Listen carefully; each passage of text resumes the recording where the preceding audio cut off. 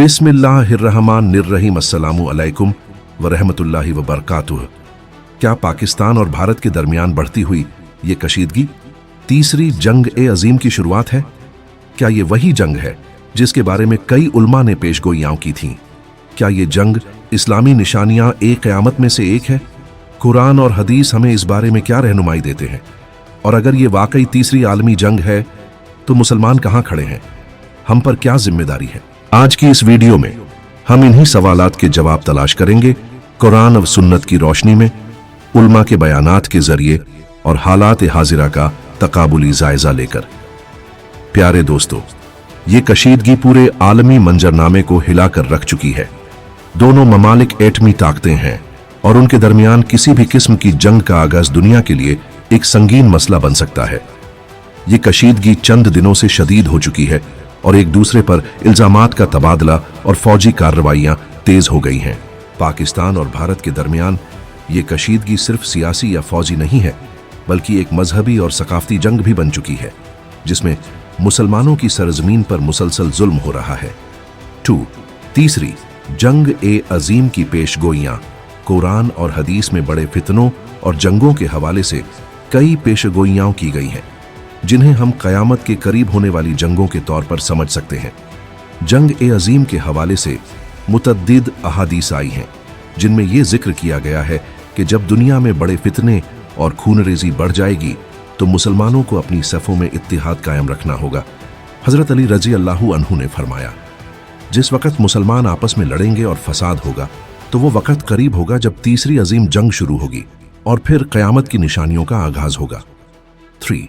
कुरान व हदीस की रोशनी में तीसरी जंग-ए-अजीम। कुरान और हदीस में इस बात का जिक्र है कि बड़ी जंगें क़यामत के करीब होंगी, जिनका मकसद ईमान वालों की आजमाइश और ज़मीन पर फसाद फैलाना होगा।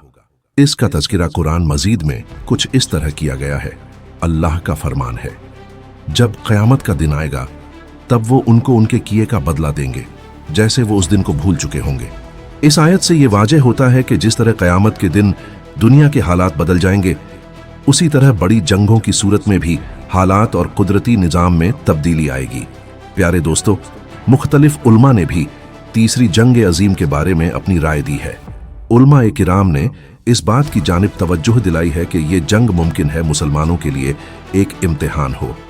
अगरचे ये मुमकिन है कि तीसरी जंग-ए-अजीम का आगाज़ पाकिस्तान और भारत के दरमियान न हो, लेकिन जो कशीदगियाँ हो रही हैं वो इस बात की तरफ इशारा कर रही हैं कि आलमी जंग के आसार बढ़ रहे हैं।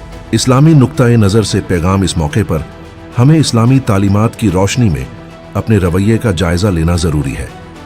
इस्लाम में सब्र, दुआ और अल्लाह की तरफ रुजू करने की बड़ी अहमियत है। हमें अपनी दुआओं के ज़रिए न सिर्फ अपनी मदद करनी चाहिए, बल्कि पूरी उम्मत मुस्लिमा की भलाई के लिए दुआ करनी चाहिए। हज़रत मोहम्मद सल्लल्लाहु अलैहि वसल्लम की हदीस, अल्लाह की रज़ा के लिए जिहाद करना और उसका रास्ता इख्तियार करना हमारे लिए ज़रूरी है, लेकिन सबसे अहम चीज़ अल्लाह का खौफ और उसकी रज़ा की तलाश है। मुसलमानों का किरदार और जिम्मेदारी। हमें इस वक्त अपनी हालत को मजबूत बनाने की ज़रूरत है। हमारा ईमान, हमारी दुआ और हमारे आपसी ताल्लुकात मजबूत हों। हमें अपना किरदार अदा करते हुए इस्लामी उसूलों पर अमल करना है। इत्तिहाद की अहमियत को समझना है। दुआ करनी है कि अल्लाह हमें अपनी हिदायत दे। तो दुआ है कि अल्लाह ताला हमें अपनी हिदायत दे, हमें अपनी तरफ वापस आने की तौफीक दे और हमारे दिलों में भाईचारा, मोहब्बत और सुकून भर दे। और दुनिया में जितने भी मुसलमान हैं जिन पर ये काफिर, ये मुनाफिक लोग जुल्म कर रहे हैं, तो या अल्लाह, तू इन काफिरों को इस दुनिया से मिटा दे, जैसे तूने कौम आद को मिटाया, जैसे तूने कौम नूह को मिटाया और जैसे तूने अपने अजाब से फिरौन को गरक किया। उसी तरह इन काफिरों को गरक कर दे और मुसलमानों को इनसे नजात अता फरमा। या अल्लाह, तू उम्मत मुस्लिमा को इन काफिरों की नापाक चालों से महफूज फरमा। आमीन सुम्मा आमीन। अगर आपको ये वीडियो पसंद आई हो तो वीडियो को लाइक करें और हमारे चैनल शाकिर बेस्ट नॉलेज को ज़रूर सब्सक्राइब करें। साथ में बेल आइकन भी प्रेस करें ताकि इस तरह की खूबसूरत मालूमात सबसे पहले आप तक पहुंचे। मिलते हैं अगली वीडियो में, तब तक के लिए अपना ख्याल रखिए। अल्लाह हाफिज।